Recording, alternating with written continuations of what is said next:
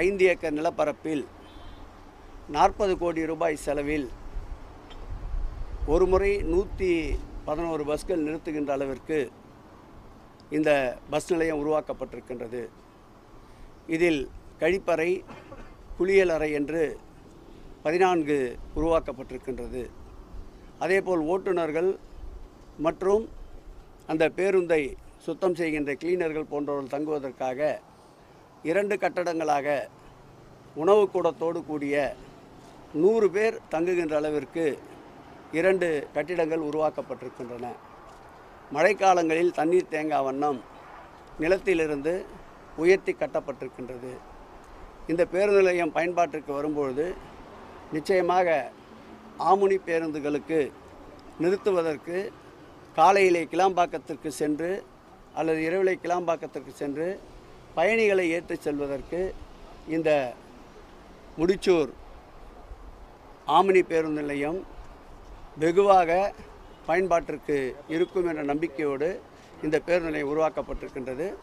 அடுத்த மாத இறுதிக்குள் இந்த பேருந்து நிலையம் பயன்பாட்டிற்கு கொண்டு வருவதற்குண்டான நடவடிக்கைகளை எடுப்பதற்காக இன்று காலையிலிருந்து துறையினுடைய செயலாளர் அன்பிற்கினிய கார்கர்லா உஷா அவர்களும் துறையினுடைய உறுப்பினர் செயலாளர் அன்பிற்கினிய அன்சுல் மிஸ்ரா அவர்களும் இந்த ஆய்வினை மேற்கொண்டிருக்கின்றோம்.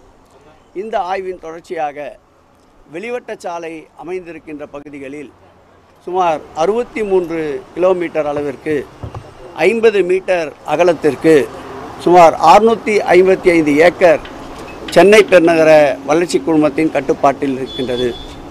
இந்த வெளிவட்ட சாலையில் 4 இடங்களில் உடற்பயிற்சி கூடம், பூங்காக்கள், நடைப்பயிற்சி போன்ற ஸ்டேடியம் உட்பட அனைத்து வசதிகளுடன் கூடிய ரூபாய் 12 கோடி மதிப்பீட்டில் 4 இடங்களில் அந்த விளையாட்டு பூங்கா உருவாக்கப்பட்டு பணிகள் நடந்து வருகின்றன. அதையும் இன்று காலை ஆய்வினை மேற்கொண்டோம். அதேபோல் ஒரு 10 பிரிவுகளாக இருக்கின்ற சுமார் 53 ஏக்கர் பரப்பளவு கொண்ட இடத்தை அரசு பயன்பாடு அல்லது மாற்று பயன்பாட்டிற்கு டெண்டர் விடுவதற்குண்டான அனைத்து நடவடிக்கைகளும் மேற்கொள்ளப்பட்டு வருகின்றன. அந்த இடங்களையும் இன்று காலை பார்வையிட்டிருக்கின்றோம்.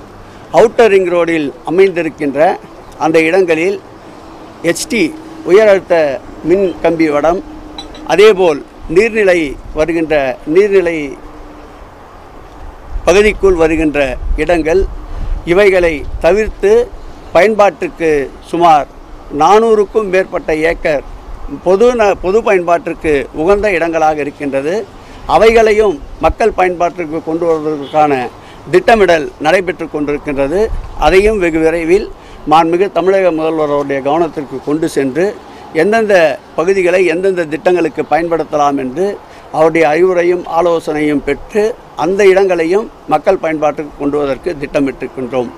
இன்றைய ஆய்வு மக்கள் பயன்பாட்டிற்கு, மக்கள் பணிகளுக்கு சென்னை பெருநகர வளர்ச்சி குழுமம் முழுமையாக தன்னை அர்ப்பணித்து கொண்டு செயல்படுகிறது என்பதற்கு இந்த ஆய்வு ஒரு எடுத்துக்காட்டு. இந்த கிளாம்பாக்கம் ரயில் நிலையத்தை பொறுத்தளவில் போதிய நிதியை அவர்கள் கோரியபடி சென்னை பெருநகர வளர்ச்சி குழுமம் வழங்கி இருக்கின்றது. தொடர்ந்து அந்த பணிகள் முன்னேற்றம் குறித்து துறையினுடைய செயலாளரும் நம்முடைய துறையினுடைய உறுப்பினர் செயலாளரும் தென்னக ரயில்வே மேலாளரிடம் தொடர்ந்து அழுத்தத்தை தந்து வருகிறார்கள். அவர்கள் இன்னொரு 3 மாத காலத்திற்குள் முடிப்பதாக தெரிவித்திருக்கிறார்கள். மார்ச் மாதம், அடுத்த ஆண்டு மார்ச் மாதத்திற்குள் முடிப்பதாக வாக்குறுதி தந்திருக்கின்றார்கள். தொடர்ந்து அந்த பணிகளையும் ஆய்வு செய்து வருகின்றோம்.